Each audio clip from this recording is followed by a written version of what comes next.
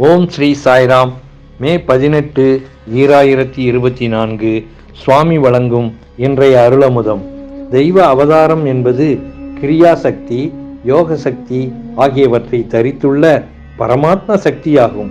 பொதுவாக அவதரித்தல் என பொருள்படும் அவதரணம் என்ற சொல் மேலிருந்து கீழிறங்கி வருதல் என்று சொல்லப்படுகிறது. ஆனால் அப்படி அல்ல.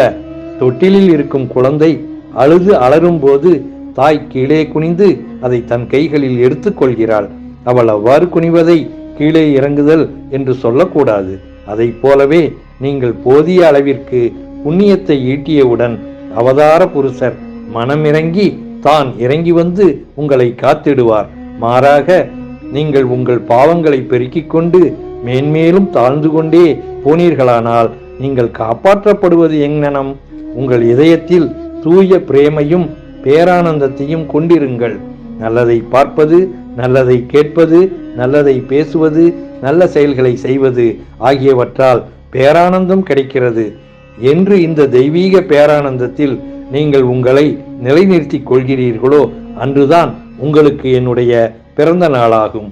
தெய்வீக அருளுரை, நவம்பர் 23, 1978. நீ உன்னை இறைவனுக்கே அர்ப்பணம் செய்துவிடு, அக்கணமே உன்னுள் அவனை உணர்ந்திடலாம் என்கிறார் பகவான் ஸ்ரீ சத்ய சாயி பாபா. ஓம் ஸ்ரீ சாய்ராம். ஓம் ஸ்ரீ சாய்ராம். ஓம் ஸ்ரீ சாய்ராம்.